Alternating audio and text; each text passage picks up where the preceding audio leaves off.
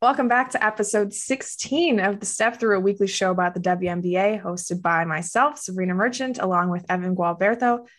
It's been a minute since we were able to record. The last time we spoke with you, the Chicago Sky still did not have an opponent in the WNBA finals, and we incorrectly assumed that it was going to be the Las Vegas Aces, but it was the Phoenix Mercury.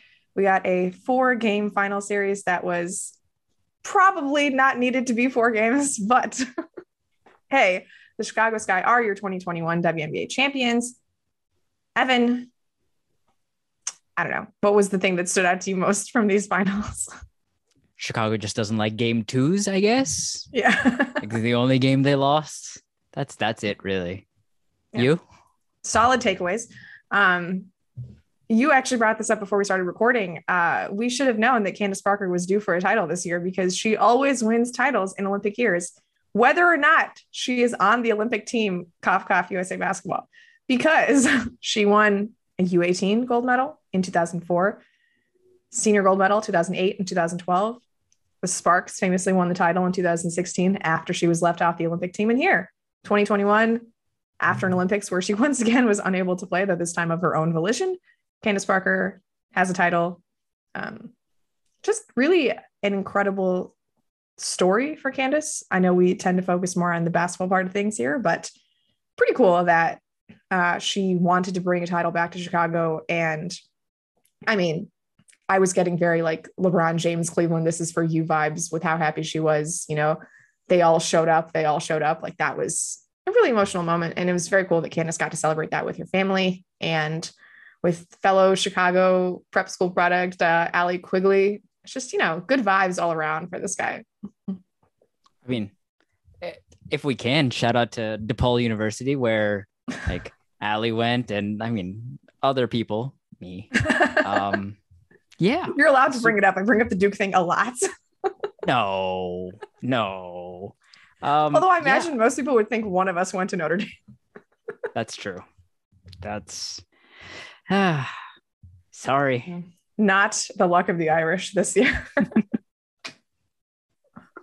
Lots of I mean, we talked about this beforehand, tried to figure out where we would start, but like 2 Notre Dame alumni on the All-W team, which also had not come out by the time we recorded our last episode. Yeah, feels like we missed a lot, but it also feels like it felt appropriate to wait until the finals ended. Mm-hmm. Absolutely. The scheduling of the WNBA finals was not exactly in accordance with our usual recording schedule. So did our best. Hopefully the stuff that we talked about from the Sky and the Mercury earlier in the season was good enough prep for what was to come in the finals. But I mean, I guess we should start with the WNBA finals MVP, Kahleah Copper, who was just entirely unguardable by the Phoenix Mercury. And you know, the last time we recorded, we were bemoaning the loss of Kia Nurse, you know, who tore her ACL in game 4 of the WNBA semis. And, you know, we thought that was going to be enough to keep Phoenix out of the finals altogether. It was not. Diana, Brittney Griner, Sophie Cunningham, Shea Petty all had wonderful games in game 5. I'm sorry, not Sophie, just Shea Petty in that WNBA semifinal. But this was a Chicago team that was a little bit more well-suited to pick on Phoenix's mistakes. And Phoenix attempting to guard Kahleah Copper one-on-one was just such a horrifically stupid idea that kind of cost them earlier in the series. Like, we have talked at length about first steps, you know, whether that's Rige's first step, Steph Talbot's first step. It's, you know, one of our pet favorites to talk about on the Step Through, but no one's first step rivals Kahleah Copper. And when you combine that with her craft finishing around the rim, just a devastating combination for a Phoenix team that really did not have a wing-sized defender to keep up with her. Unstoppable, just about. And when she was put in actions that, you know, you have these 2 generational passers in Candace and SLOOOOOOOOT, if you contain that first thing, she'll go up to get the dribble handoff. You try to deny that. Okay, it's already over. She's at the rim. You play off of her. She hit enough shots, credit to her, to keep the defense honest. And that's, I think, the thing is the game plan was confusing to me. I understand you don't have anybody that can stay in front of her, in a one-on-one setting, but why not dare her to make jump shots? And she did. So like, that might not have mattered anyway, but it just felt like Kahleah Copper, especially, but Chicago on the whole, were just going to figure ways to hurt you. Yeah, absolutely. I mean, I think just in transition more than anything, I was so impressed by Copper because, we've mentioned this, how I think Rebecca Lobo said she's an every time player, right? Like she doesn't get tired first to fourth quarter. Every single time you run down the floor, there's Copper at the end of the break. And like you said, generational passers in SLOOOOOOOOT and Candace were able to deliver those outlets, get her flying down the court. But like, I'm struggling to remember more than one instance when Copper actually missed a finish in transition. Like I can think of one. It was like her and Diamond running the floor together, and that's it. And think about the number of times that Kahleah Copper was at the receiving end of one of those touchdown passes. I mean, it's not always easy to finish around the rim, especially when you have Brittney Griner and Bri Turner there,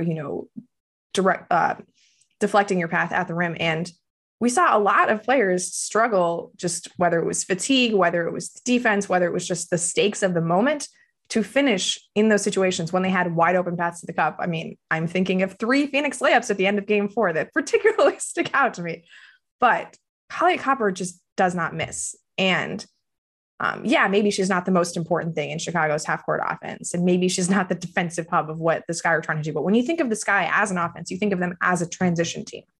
And the reason that they work as a transition team is because of what she is able to do on the break.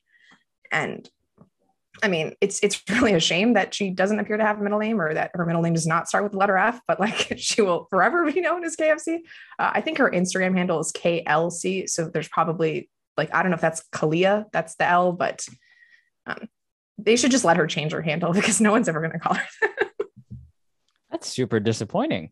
KLC. It's got a fine ring to it, but it's just not KFC. Yeah.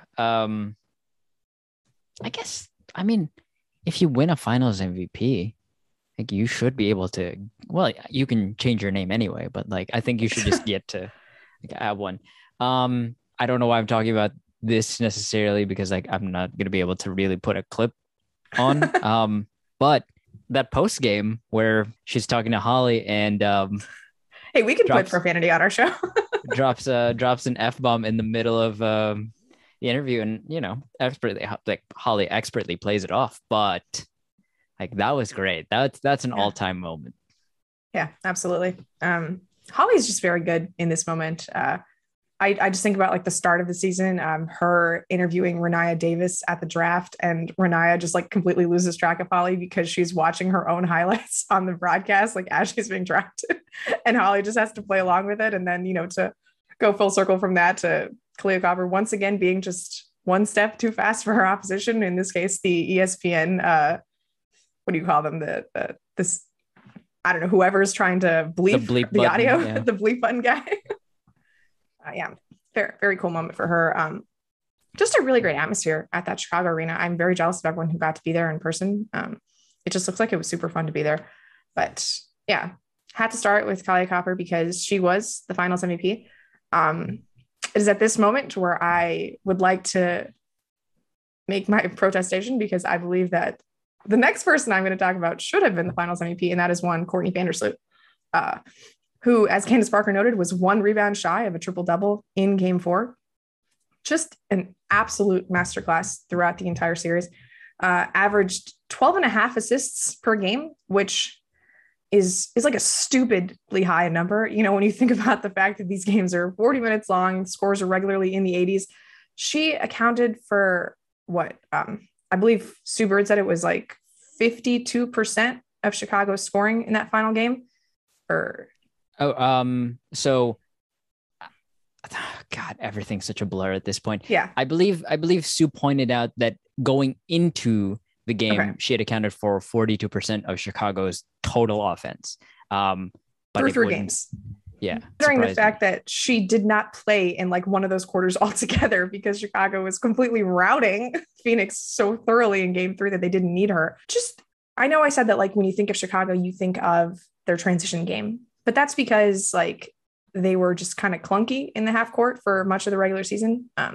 they were not clunky in the half court during the postseason. They absolutely figured out what it is they were trying to do. And what they were trying to do was make Courtney Vandersloot make defenders look silly, because she has every pass in her arsenal, just absolutely every single one. She leverages the threat of her own scoring just to make that pick and roll even harder to guard. I mean, when they needed to score at the end of game 4, I thought it was very telling that they did not put the ball in Candace's hands once in those possessions. Every single time it was Courtney Vandersloot, pick and roll with Stefanie Dolson, something good happens out of it. And just, they scored every single time, right? Like, it's not like she was making any mistakes. She's consistently making the right decisions, whether it's, the pocket passes to Stefanie Dolson, whether it's waiting for the helps come, kicking out to another shooter. She's just directing everything, whether it's like, the stagger screens at the top of the key to hit Allie Quigley on a little flare action, to get one of her threes. I mean, it's just, I don't know that I've ever had more faith in a point guard than I do in Courtney Vandersloot's decision-making. And this is, again, the same Courtney Vandersloot who has just this weird penchant for late game turnovers, which thankfully did not happen in game 4 of this series. But like, to go from 2 years ago when she is, at the wrong end of that Hamby heave, to then have this moment where she feeds Sloot for 2 consecutive baskets to put them up. And then Diana Taurasi hits those 2 free throws. They're back within 2. Chicago needs a score. They finally guard Dolson a little bit tighter on that pick and roll because she keeps getting the ball. And what does Sloot do? She just fake turn jumper. Like, that is the moment of the finals to me. And her ability to just consistently get whatever she wanted against this Phoenix defense, more than anything to me, is the reason why Chicago won. I was just so impressed with her performance. I mean, like, we've talked about this, like, rankings, of whatever the point guards in the league and blah, blah, blah. Like, I want to, like, reassess the 25 greatest players of all time, like, immediately, because I want Sloot on that list now, because just the level of skill and just control and composure, I mean, it's unparalleled. I have no more words to describe it. Just all hail Sloot. Yeah. I mean, yeah, that's all I got really is, I mean, we've talked about this off the pod, is that I don't mind Ka winning Finals MVP. I don't, but I would say that if I were ranking them, it would be Courtney 1, Ka 1A. Just like that's I think how close it was. But if you asked me statistically what Sloot did all series, like excluding the assists, I guess the assist numbers were gaudy, right? I would imagine she had a couple of 15-point games. I think in that game 2, she had 20, but she had 10 in the clincher. And I believe 6 of those points came down the stretch. Obviously the turnaround jumper and then the free throws at the end. And then, I mean, game 3, I had to go back and check this. She had 4 points on 3 shot attempts, the most dominant force out there, or at the very least, the one pulling all the strings. And she, in game 1, I believe it was 12 points, something like that. It certainly did not feel like she had 12 or 4 or 10. It felt like she could get anything she wanted. And then she just decided, hey, this is the drop-off pass. I've talked about this before, but James Wade and Courtney Vandersloot, their connection, it really, really paid off for this guy at the end. Because I'm specifically thinking of the one tweet that pointed everything out is at the end of game 2, when they were trying to get that game winner. I don't know if it was Sloot. I don't know if it was James Wade and his staff, whoever noticed it first. It doesn't really matter. But in game 2, they looked for this flare action between Allie Quigley coming off of a Stefanie Dolson screen. And what you saw, if you watch the film back, is that if it was Diana and Brittney defending it, they tried to play it straight up, but if they had to, they would switch that. And Dolson at the end of game 2 ended up taking a deep 3 because she popped out, and then Griner wasn't on Allie and she was chasing her. So fast forward to the series on the line, Chicago would have had one more chance to win it if they had lost game 4. But like, you want to put games and series away when you have the chance. And that's exactly what happened in that late game set that Stefanie Dolson, famously gets credit for and deservedly gets credit for. But Sloot swings it to Allie. Allie throws it back, and then they set that flare action. And then what happens is, Diana and BG switch. I don't know if it's for half a second and they would switch back or whatever, but Allie is drifting to the corner and Diana is like on the front side of Dolson. And Stef, when she hits that layup, she just dives straight to the rim. And that's all because that's something they noticed in game 2. And it's these little adjustments here and there sprinkled throughout this entire series and this entire postseason, because they did it against the Sun as well, that I think whether you want to give credit to Sloot's vision, James Wade and his staff, or both, everything just clicked perfectly. Yeah, I mean, just a couple other Sloot things I want to note before we move on to somebody else. Just a beautiful step through at the start of game 3. I mean, probably the best one of the series, I would say. How fitting that it would come from Courtney Vandersloot. Also, a couple pretty nice transition defense plays. We don't think of Sloot as like a defensive player. It is kind of hard to score on her one-on-one on the break. She has gotten up for some blocks, which I'm as surprised as you are watching this that I'm saying these words aloud, but hey, Courtney Vandersloot, complete package of the player. Very cool that she got to be the one to take those free throws also to officially win the game, to put him up 6 with 10 and a half seconds left. Just, we could just make this like 40 minutes of Courtney Vandersloot highlights and I'm sure it would be just equally riveting content, but yeah. Just love her. And then her wife, Allie Quigley, the reason Chicago was able to get back in game 4, it had been kind of a rough shooting series for Allie Quigley, but she still is such a huge presence offensively because you can't leave her. I mean, I'm thinking about one of Stef Dolson's baskets at the end of the 4th quarter where she and Allie are screening for each other on the wing, and Griner has to switch onto Quigley because Diana can't get over the screen. And that gives Dolson an opportunity just to slip to the basket. And it's like, yeah, Quigley doesn't get any credit for this play, but the reason Dolson is open on that slip is because so much defensive attention has to come to Allie Quigley. Every time she shoots a jumper, you think it's going in. I mean, I don't think it's hyperbole to say that she is the best shooter in the WNBA right now and probably for the last 10 years or so. I mean, just watch her 2018 3-point shootout performance. It's one of the greatest things I've ever seen. Just beautiful, beautiful stuff.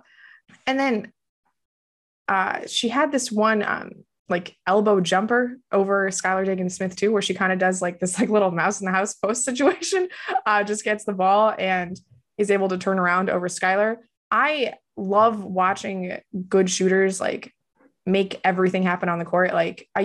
Growing up, you used to think that just good shooters are just catch and shoot specialists and you just have to stash a defender on them. But Allie is everywhere all the time. The best shooters get to be that way because they're the best screeners. And Allie Quigley is an incredible screener. And that's why she gets, called for all these bogus offensive fouls. But I had so much fun watching Quigley work. And the little deception at play, there was this one play where I thought that she and Candace were sending this double stagger for Courtney Vandersloot to come off of. And then before the second screen can even be set, Quigley just runs off of the Candace screen. And then she gets open for a 3. I mean, you give her just an inch of space. There was 1 3 again in that 4th quarter of game 4 where Taurasi is just playing off of her ever so slightly. You can't even say that Taurasi's pinching in on defense because she's not close enough to the paint, but she's not close enough to Allie Quigley in the corner. And that is, all the daylight that Quigley needs to sink that 3. I mean, we're probably getting ready for game 5 in Phoenix if Allie Quigley doesn't hit those 3 threes to start the 4th quarter. And just to have that weapon, after Candace, after Kahleah, after Courtney Vandersloot that makes your offense work. That pairing of Sloot and Quigley is so, so, so fun.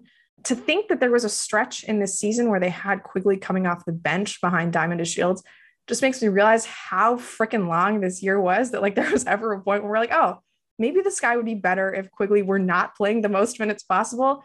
It's such a radical thought to me, but I'm glad we're back at this point where no, best shooter in the game was at her best on the highest stage for the Chicago Sky. And just, again, another local product winning, it's, again, just really, really good vibes. Hard to find any fault with the way Allie Quigley played this one. I agree. Not just in the clincher, but throughout the series and throughout the postseason, she had a couple of nifty post-up situations against small or smallish guards. And even if they weren't small, she just found a way to make it happen.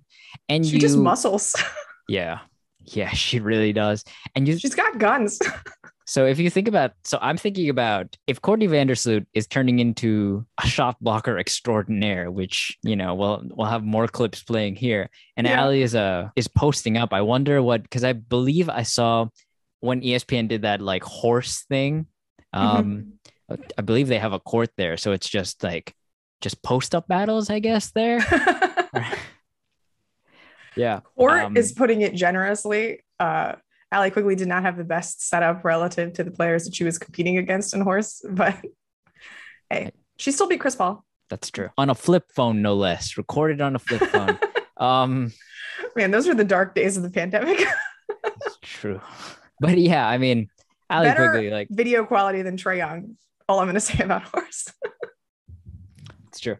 Yeah, I mean, there's not a whole lot more to say. It's just, you can't help but be in awe of, you said this to me right before we started recording, but every single important rotation player had a moment in these playoffs, and nearly every single rotation player had a moment in these finals. And I think that's what I would like to talk about next. James Wade and the staff. Shout out to Olaf, who may never sleep at home again.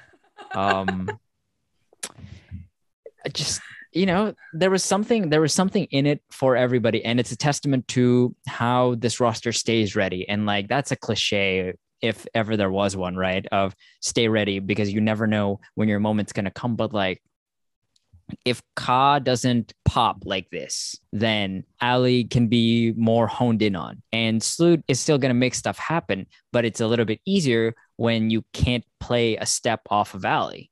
And Candace, if statistically not the best series, right, but had maybe the second biggest shot of the entire postseason. So they don't call her CP3 for nothing. Hey, defensively, monster series for Candace. But you're right. Offensively, those statistics don't exactly paint the picture of what she was doing for the Sky. Yeah, I mean, that's the thing too, right? Is that every single one of these Sky players is, if you are looking at the numbers, nobody is really going to pop. I mean, besides Ka and her first 3 games, those numbers popped. And I mean, on the court too, she was her highlights were loud. But it's just a testament to how hard it is to win, especially even against a depleted Mercury team where game 3 was, I don't think very many people are going to remember game 3 because of how good game 4 was. And game 4 only happened because game 2, it went to overtime and they were able to survive. And so it was just such a fun series. And Azurá Stevens and Stef Dolson, I think, both had major moments in these playoffs. And, it's just a testament to, I picked Azurá as the X factor. And I think her ability to guard Brittney Griner one-on-one in as much as anybody can, I think she did a great job. And then when Stef Dolson came in, it was just a change of pace, a different look and feel of defender. And Brittney Griner, I would love to talk about her a whole bunch, because this, Phoenix isn't as competitive without her. But Phoenix is non-competitive without her. Absolutely, yeah. Not even, I don't know if they probably don't make the playoffs, but just the tough shot making doesn't happen unless you have Candace and Stevens and Dolson just making her life a living hell. Yeah, I think what was so cool about just the Chicago big rotation is that Stevens was so important in the semifinals because her length, her quickness, those were absolutely necessary against a player like Jonquel Jones. And I thought that Dolson was kind of minimized in that series because when you have guards like the Connecticut Sun guards who can really fight through every screen, even a great screener like Stefanie Dolson is just not as useful because the defense can work around her. But then you get to the Phoenix series, and now you have a big and Brittney Griner who really does get affected by Dolson's physicality in a different way than Jonquel Jones was. And you have a backcourt that is not as good as fighting through screens. So when you have Stefanie Dolson just consistently screening, rescreening on every single play, that just opens up so many more things than it did in the semifinals. Whereas I thought, Azurá Stevens was a little less effective in the finals than in that series before. it didn't matter as much because Dolson was there to just pick up the slack. And that's just the mark of a really well-constructed roster where you have these two centers who are just styled differently, but who both are equally useful in, different matchups. And then, like you said, just the staying ready part of it. Like, there were games in the semifinals, I think, where Dolson had less than 10 minutes of playing time, against Connecticut, just because it wasn't working. But then they put her back into this game in game 4 with 5 fouls, knowing that she's still their best option at doing what they want to do offensively and containing Griner. And it works, right? So just the luxury of having that level of talented bigs. Like, I mean, you and I could just gush on and on about all of the things that Azurá Stevens is capable of. And I think this is just, the very beginning of what we're going to see from her. Stefanie Dolson won a freaking gold medal this year, and she's coming off your bench. Although I guess every gold medalist comes off of the bench. Stop doing that, Biggie Johnson. But Stefanie Dolson, I'm going to say it again, the luxury to just have her to come in for 20 minutes, just set these massive screens. I mean, there was one point in my game 2 notes where I literally just wrote like Big Mama Steph 3 times in a row because she was just doing like really physical, impressive things. There's got to be like multiple plays where she screens for Sloot at least 3 times just to make things happen. And she just keeps doing over and over again. And the fact that like she can do that and then still have the ridiculous touch to connect on these floaters after they touch pretty much like every single part of the rim before going in. Yeah, that combination of those two bigs is so interesting to watch, just the way they were deployed in these different situations. It makes for a lot of challenging decisions for Chicago this offseason, but hey, at the moment, really lucky to have both. Yeah, that's the thing they can never take away is that, they won it all. And it takes I don't want to get like aggressively nerdy, but like coaching and X's and O's and stuff, but like to be able to re-angle these screens and to do it in a way that, you're not going to get an offensive foul call, even though there were moments where that happened. It's Sloot has the ability to keep her dribble alive and make things happen and to probe and to put the defense under pressure. But those end of game plays in game 4, those, especially the Candace 3 and the turnaround jumper, those don't happen if Steph is just a fraction late or early in setting those rescreens.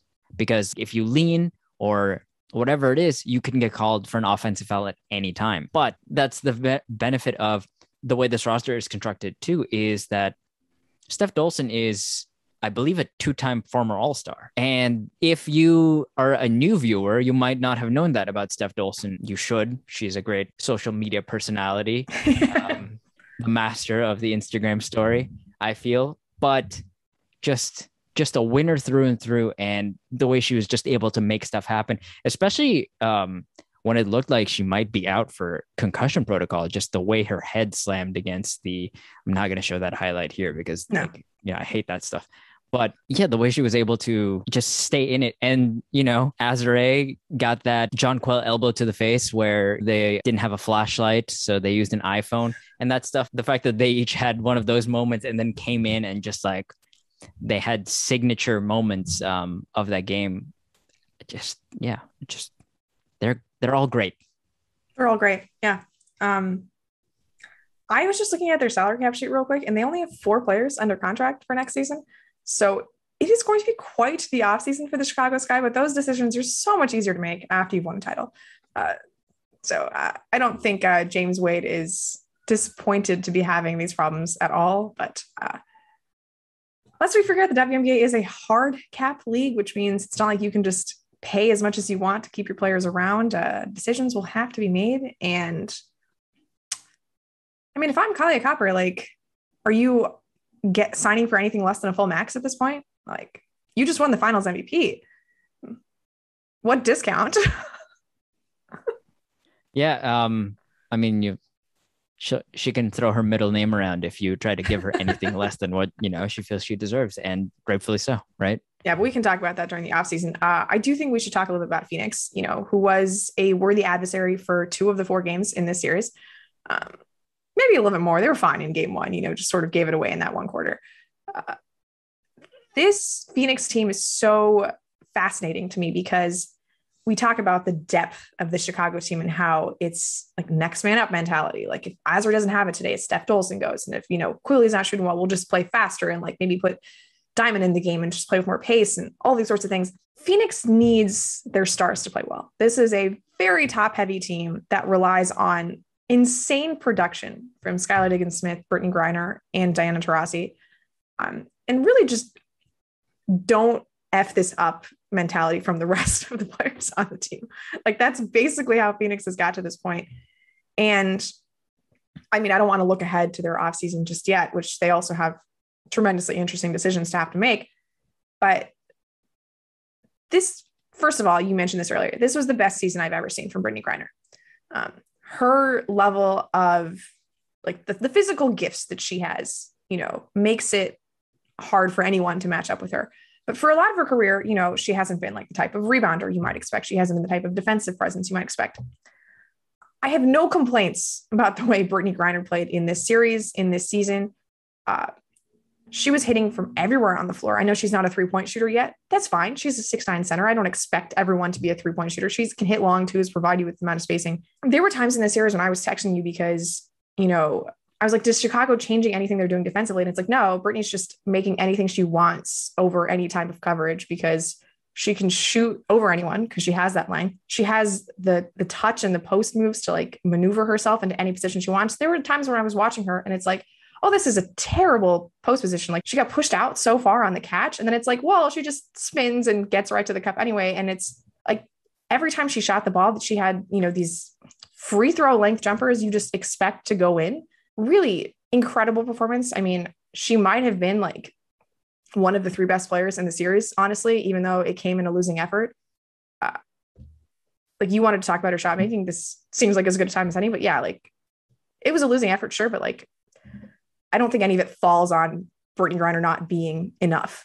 Stupid shot making. That's how I would describe it. Just good Lord. The turnarounds, the shimmy and the fade with two hands in her face, getting hard doubled. I mean, we've talked about it already throughout because, they had to win against every opponent to get to this point, obviously, but the different types of double teams, the aggressiveness, the different directions from which the double came. She was able to largely play with poise and patience and pick teams apart. It came down to the person she's passing to. Are they going to make the shot or are they going to make the extra pass? And is that person going to make the shot? Yeah, a lot of the times it did not work out, but she always made the right decision. And that's insane. And it takes me all the way back to the first time we really talked about her at length is she played with joy this season. And like, that was so much fun to watch. And especially during the Aces home games where her and Liz were just going at it, that's fun. And it gave me this joy to be able to watch this because there's a sense of showmanship, right? And it is high stakes and everybody wants to win, but never for a moment did it feel like they lost sight of, oh yeah, this is fun. Like when things get tight and the moment gets intense, like this is still fun. And it took everything in Chicago's power to just make life as difficult as possible. And I've talked about this in the context of John Quell and Asia Wilson and Breanna Stewart. But sometimes with the great players, it doesn't really matter what you do defensively. You can make life as hard as possible. But when they get the ball, no matter where they are at, anywhere inside the 3-point line for Brittney, sometimes it just comes down to praying for a miss because if she makes it, she makes it. There's nothing you can do. If she misses it, it's not really because, you stopped her. It's because you made it difficult enough and she just happened to miss, or that she just got tired because the burden put upon her by the entire team, it was immense.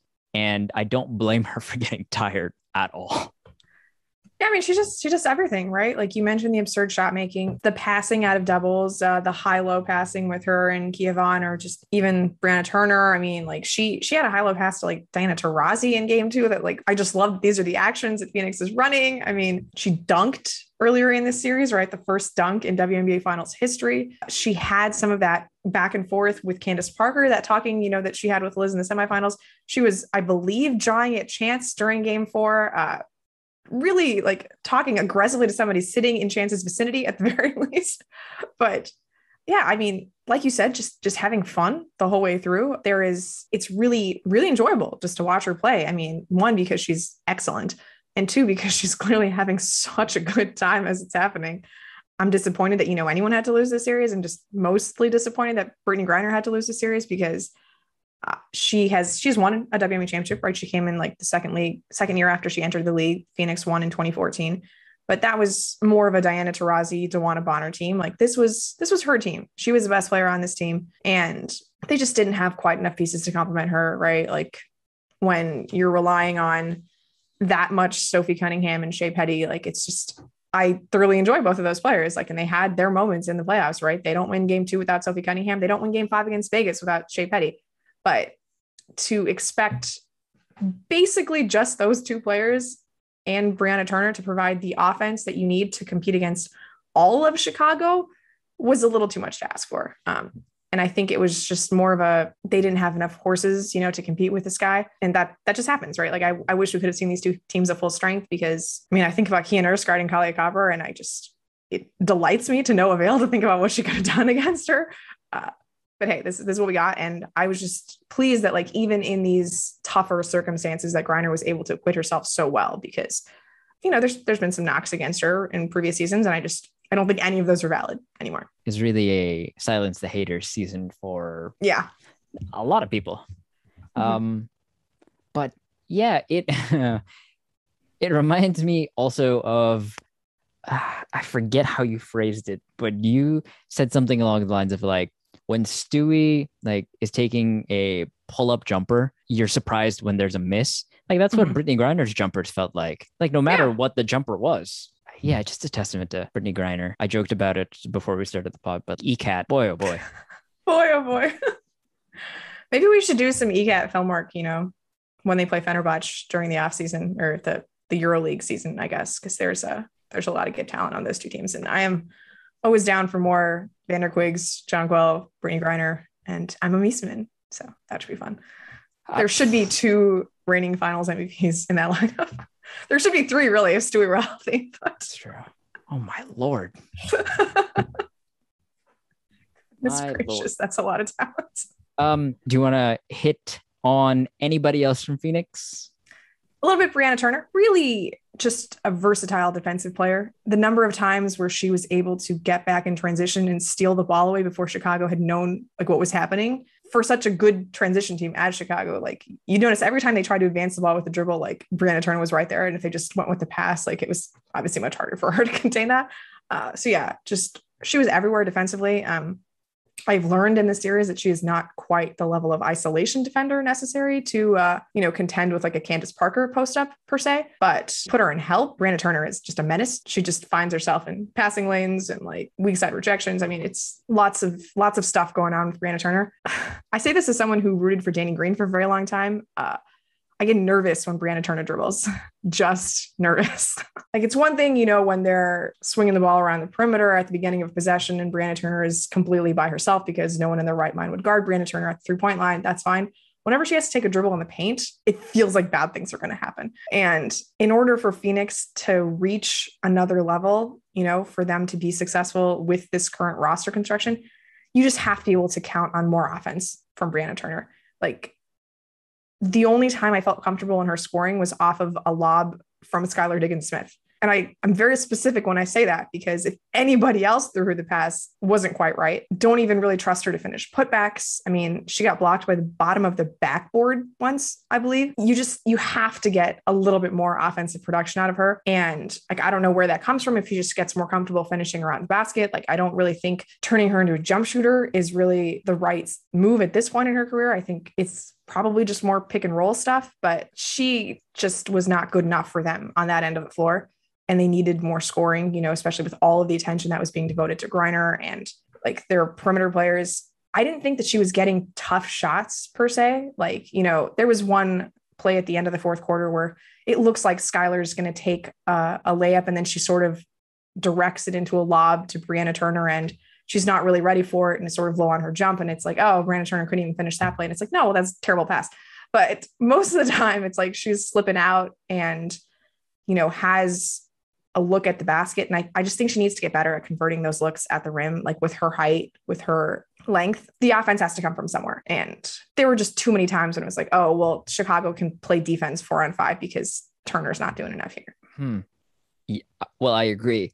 But also, I think, again, testament to James Wade and Stef for one, yeah, Phoenix runs out of weapons eventually. But the Chicago Sky, their pressure points, what they locked in on, they put Bri Turner in positions to have to make scoring plays. The idea being like, if you're going to hit a couple of jump shots, then yeah, we may lose. But you have to be willing to take these jump shots, and you have to actually make them in order for us to change anything. And yeah, neither of those things happened. Yeah, I do wish Bri Turner was more potent offensively, but how many people pick Candace Parker's pocket? I can. That's the one play out of a whole bunch of lobs, but that's the one play I think that popped to me. Is I was watching the screen, and if you don't know by now, I've left it at every finals game, but I was doing something and trying to see what happened. Like I went back and rewound it, and Bri Turner picked Candace's pocket, and I was just like, well, I'm sure that's not right. Did like Candace surely there was a foul. Foot or like... Yeah. No, that's what happened. And yeah, just Bri Turner, obviously shout out to Notre Dame. No,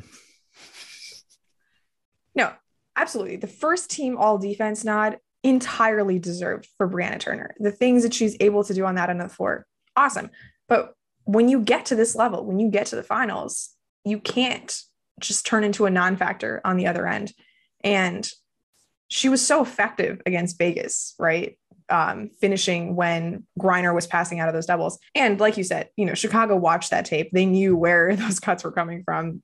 Those were not the looks that Turner got in this series. It was a lot more in the mid-range area, which is why I think you saw so much of Kia Vaughn, because they knew that she was at least willing to take those jumpers, even if they didn't go in all the time. Like, it just makes the defense react if you were going to shoot from there. It's just, the next evolution I think we're going to need to see in Turner's game. And that was just her third year in the league. Like, there's a lot of time for her, but if you're a team like Phoenix who has expectations of competing at this level and soon, because I imagine we don't have too many years left of Diana Taurasi, something just has to change there. And I don't think all of it was just, hey, Chicago was putting her in bad positions. I think a lot of it was she wasn't quite at the skill level necessary to take advantage of those coverages. Yeah. As I tell my players all the time, when, the opportunity presents itself, you won't have time to get ready for the opportunity. You either have to be ready in that moment or the moment passes you by. And, I certainly don't think that this is the Bri Turner has reached the height of her like evolution as a basketball player. Absolutely. But yeah, if there was ever a time to just like pop and, just try some stuff out just to see if it works, it was here. So that's. Do you have any Skylar thoughts? I think I slept on her, and I've talked about this before. I've slept on her competing on the defensive end this entire season. And as the postseason went on, she got more and more competitive on the defensive end. I think sometimes even to the detriment of her offense, because like if it wasn't falling, then she'd turn down just a smidge, like looking for her own shot, knowing that she could still play make and things like that. I think for anybody who doubted that Skylar Diggins-Smith was a winning player and a winning player at a high level, again, this series is the series that shut the doubters up, because I think she was terrific all series long competing. I think maybe it's because it's all blurring together, but I think in game 4, she even got some looks on Kahleah Copper defensively. Did. Yeah. And I think she acquitted herself quite well. So I had just rewatched the fourth quarter of game 4 before we started recording, and she was the primary defender on Kahleah Copper for most of that quarter. When Courtney Vandersloot went ham, basically. Yeah. So, I mean, there's just only so many options you have when you're without Kia Nurse and built the way Phoenix is with, such a top heavy construction. Yeah, but that's it, right? Is that like if you told me not even at the beginning of the season, like right before the playoffs, that a winner take all game and Phoenix has to go all in, that Skylar Diggins-Smith was going to be on Kahleah Copper, like, get out of here. That's exactly what I would say to you. Yeah, like you said, I thought she did good. It's so funny to me whenever people are calling Skylar Diggins-Smith games, because when she hits a three, it's like, oh, and the rainbow jumper, and it's like every single time she shoots, it looks like that. That's just Skylar Diggins-Smith's jump shot. We don't have to sound so surprised every time.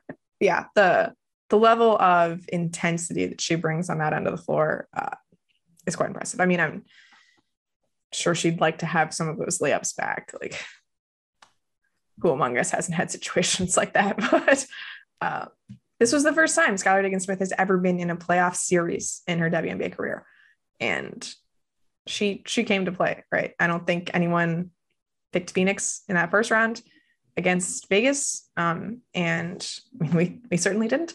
And then, I don't think people gave Phoenix much of a chance against the Sky either. And even though they lost in 4, like, there was a lot of good to be seen from Skylar Diggins-Smith. I think, like you said, like, we didn't really think of her as a defensive player coming into this year, but if she can carry that going forward with the, continued commitment that she has to just attacking the paint and creating for her teammates that way. I have a lot of questions about Phoenix next year, just because, this Nurse injury will carry through the rest of the season. I don't know how they fill that role. Like, they used their last 2 first-round picks to get Kia Nurse and Megan Walker. I think maybe even this year's pick to get Kia Nurse and Megan Walker. So how they fill that hole is unclear to me, especially with 4 max players on their team. Bria Hartley also got a max contract in free agency. So I hesitate to say that this was their best shot to win it with this particular core, but maybe it was. It's tough decisions ahead for them as well. But that's the thing, right? Is that going into the playoffs, maybe before the Stewie injury news, like, who would have picked Phoenix to come out? I mean, technically you did. You and I picked Phoenix and Chicago. Yes, we did. Yeah, but you never know what can, and it, that thing I said earlier about opportunity is sometimes things fall into place and you have to take advantage. When is the next time a 500 team in the regular season is going to be able to not just win the title, but run through the opposition the way Chicago did? I don't know, but that's the great thing about the WNBA is this was the first year. You said this in the playoff, where you explained the playoff format, not necessarily the playoff preview, but this is the first year that the 1 and 2 seeds did not both make the. I'm getting this wrong. Correct. You can do it. Yeah. Since they changed the playoff format in 2016 to do with the single elimination and then the 2 5-game series, every single year it's been 1 versus 2, other than 2018 when it was 1 versus 3, and that was only because Angel McCoughtry tore her ACL and was unavailable for the second seed Atlanta Dream. So this is the first time neither 1 or 2 has made it, and to be this low is just it's kind of ridiculous. I mean, we're 1 Bri Turner out of bounds call away from them losing to the New York Liberty in the first round. Yeah, and that's, well, we've talked about it all season long too, is expansion, right? Would help out with this a lot, but teams are so deep and so stacked and so talented that at any given moment, we talked about this too, is Chicago is the most athletic team in the W, by far. If you take away some of their athletic tools, then, the identity starts to change a little bit. And I think that's the case with any team, really. You take away 1 or 2 key players and your identity has to shift. But yeah, they're just, I don't know if of the top 6 teams, would you say Phoenix was the least deep? I really hate Seattle's depth, but yeah, probably Phoenix. Okay.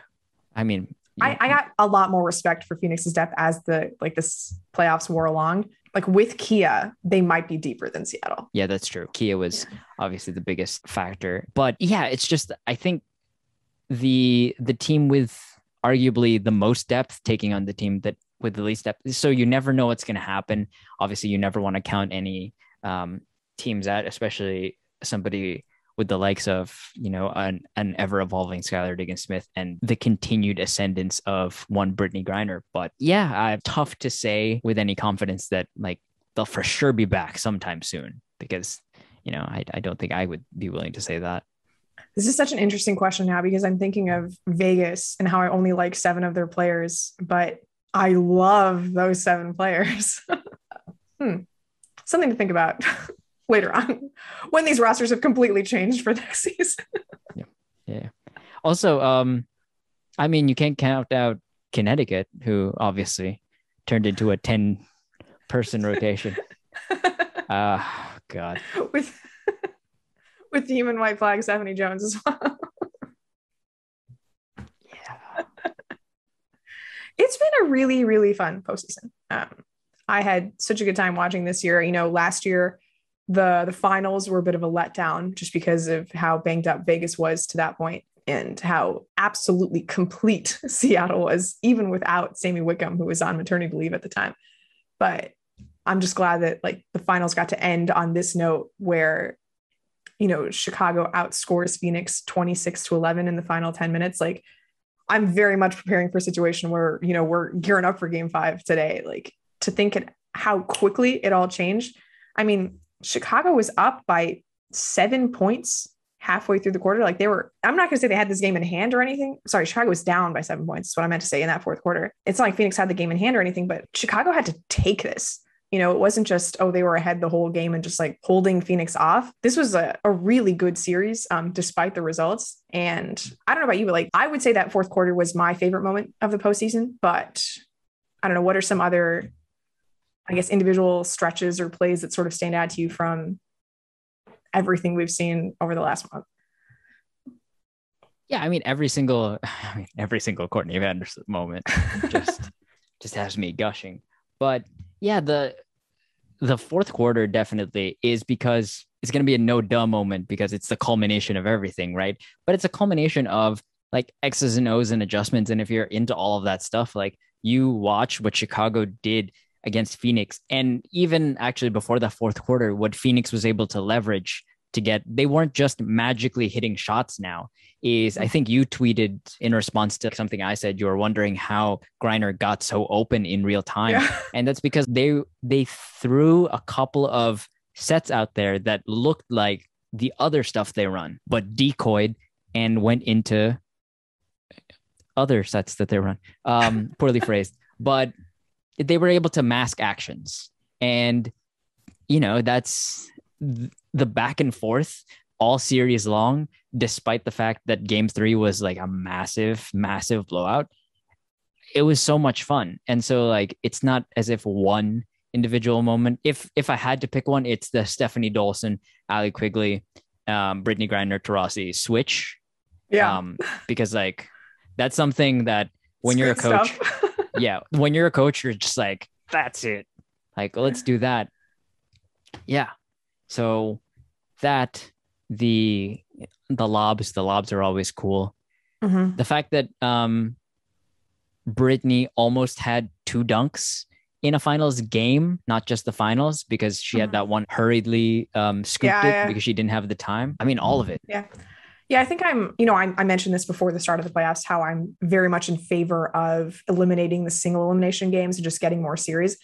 And considering how good these 3 series were, we got that 5-gamer between Phoenix and Vegas where there were some blowouts, but watching the evolution of these teams trying to figure each other out was really entertaining. Connecticut, Chicago, just bloodbath. And this one, I just want to see more of that adjustment that we were talking about, right? I had such a great time during the season watching those back and forth, just when 2 teams had a home and home and they played each other twice in a row and you got to see the evolution in real time of, oh, well, this is how they're guarding Tina Charles. Now I'm going to try something different in the second time. And I wish we had more of that in the playoffs, more of these series, more of watching these coaches, go to work and like think about how good New York looked against Phoenix in that single elimination game. Like I would have loved to see how Walt Hopkins would have had to, you know, surprise Phoenix again in another game, or what Sandy would have done to react to that type of, you know, offensive onslaught in another game. So yeah, I wish we had more series, because I think the most fun I had watching these playoffs was in those series. And like, yeah, part of it is because we got the better teams in those series, but I mean, Cheryl Reeve's a damn good coach. I'm sure she could have figured something out to go up against Chicago, you know, in game 2, if they hadn't gotten eliminated in game 1.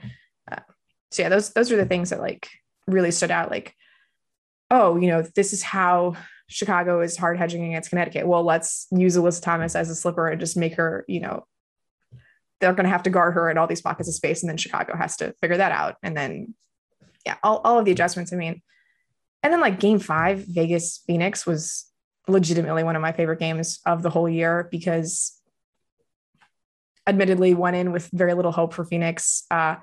Vegas sort of takes over in this third quarter run, right? They're up 10 at the start of the 4th. People are clowning me on Twitter because of things I've said about the Aces over the course of the season. And that was sort of an all-time, like, Diana Taurasi gets crowned the GOAT 2 days later moment for her. We get Shea Petty, best story in the WNBA, hitting the 2 game-winning free throws, a Brittney Griner block to seal everything. You know, you don't get that kind of moment unless it comes at the end of a series, right? After everything that is built up to that point. So just more of those, please. More of those WNBA. I don't need 8 teams in the playoffs. I just need these teams to play each other more often, because like you said, the adjustments, just the tension that builds up over the course of all these matchups. I love it. Now that I'm thinking about it, a lot of like lobs to Notre Dame players happened or should have happened. Like if Bill Laimbeer got his way, like Jackie Young would have had the game-winning lob off of a Chelsea Gray sideline out of bounds play. Why was Jackie Young in the game then? Why was it not Liz? Yeah, we didn't get a chance to talk about this, so this is our moment. This is the first time we recorded since then. You have one possession to tie the game. Liz Cambage basically cannot be guarded. Sorry, still bothers me. Also, I mean, if we're going to talk about it, like Chelsea Gray was the inbounder. Chelsea Gray, who you throw the ball to in end of game situations, as you have all season.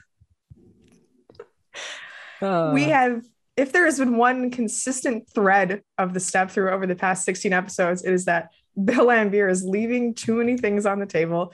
It hasn't mattered because Vegas is so talented. And lo and behold, it mattered. Yeah. That's also too, I mean, the Sky, like, as we talked about, like, all year, they're leaving stuff on the table. And as you said, I believe last episode, and, you know, earlier in this one too, is like James Wade, that staff, that team, nothing left on the table. They maximized every single thing they could have.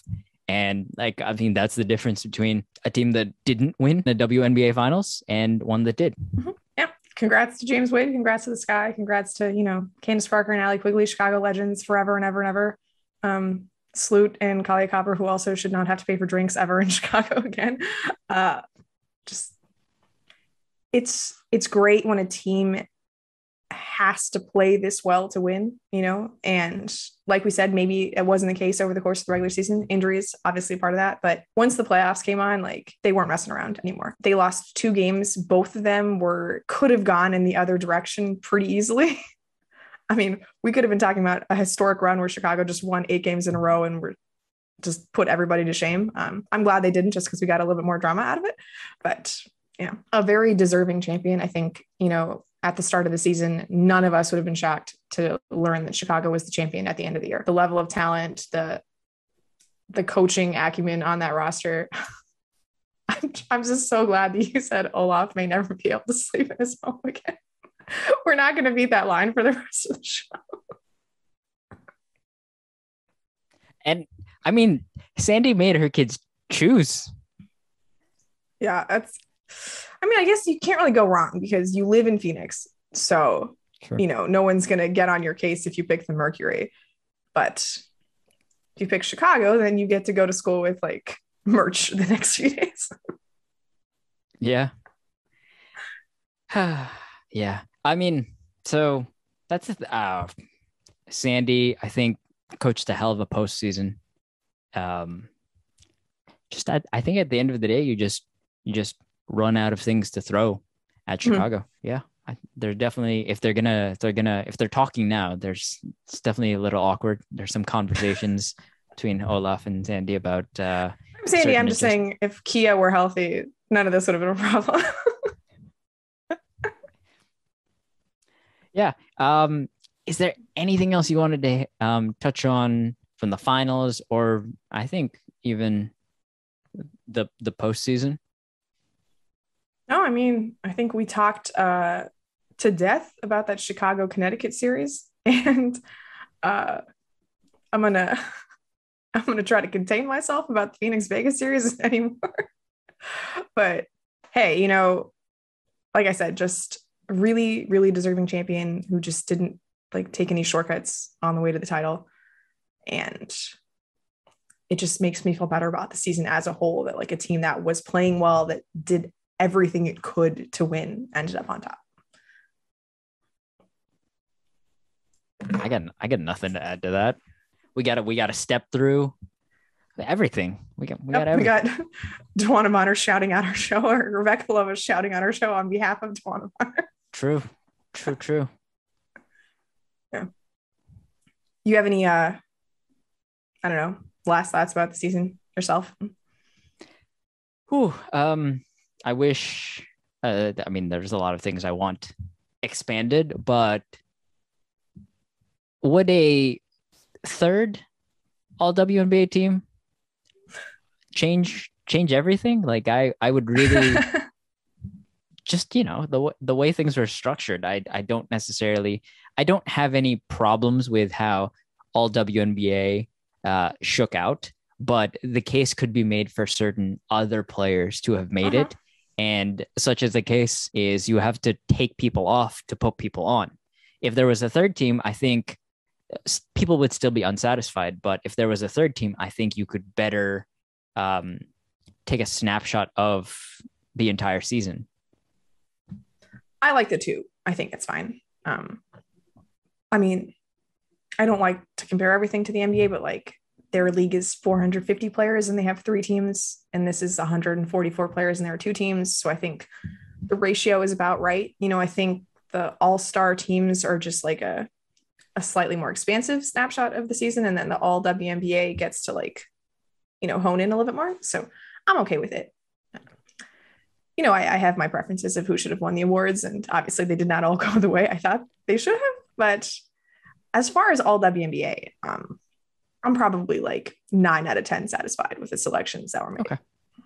I'm supremely indecisive, and actually, if we can do a whole bunch of shout outs at the end of this if you want, but I mean, shout out to Em Adler, who dealt with me saying, hey, I didn't know how to like structure this, but like as a thought exercise, I made all WNBA into 5 teams. And then M rightly pointed out that was a 1/6 of the league and I should stop being insane. So yeah, I understand that point too. I mean, infinite shout outs to Em Adler all the time, who actually just sent me a photo of myself from college that is still on the wall at our college newspaper office. So that was fun. If there's anybody who's a huge fan of Steph Talbot's first step, it's Em Adler. Yep. Em Adler, Mark Schindler, we have converted them. Yep. Kurtis, obviously, none of this across the timeline, probably the best resource out there. Just an outstanding resource. Also better WNBA puns than anybody on the internet. So always kudos to Kurtis. I would really love to get on that level, but I'm not there. So good. Yeah. But yeah, just there's so much good WNBA content out there right now. Like I found myself just unable to keep up with all of it in between like the 2 days, you know, within finals games. Like Jackie Powell at Bleacher Report, so much good stuff there. Great stuff at SI. Obviously the next is just indispensable. I mean, yeah. Very happy to be like in this super productive ecosystem where everybody's like genuinely happy about the WNBA and finding good things to say about it. Absolutely. Yeah, it's been a wild season. It's crazy to think that it started off with some truly, truly horrific predictions on my end. So no reason to that's kind of the fun of making predictions, is to look back on them and be like, oh, they can't go worse next year. Bet. Watch me coming out swinging.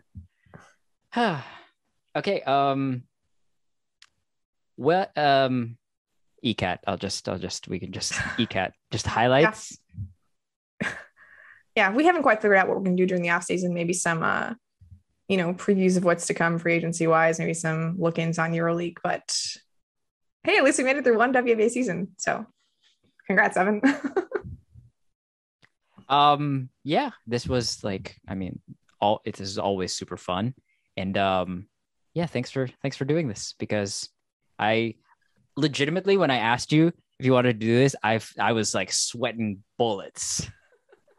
So I was like, why would you waste your time? I don't but yeah, thank you for doing this. I have learned so much. Like Evan Asks is like my legitimately my favorite segment, because these are things I definitely didn't know. Hey, and they became less frequent as the season went along, because WNBA expert yourself, and oh my god, I've learned so much from you about just actions and like the number of times that I'm like, okay, Quigley set a screen here and then someone came off. What do I call that? Like, it's been very helpful. So yeah, and thank you, Evan. Life lesson to anybody who's watching: if you're ever in doubt about like an X's and O's action, if Dallas is running it, it's horns. And see you later. Bye.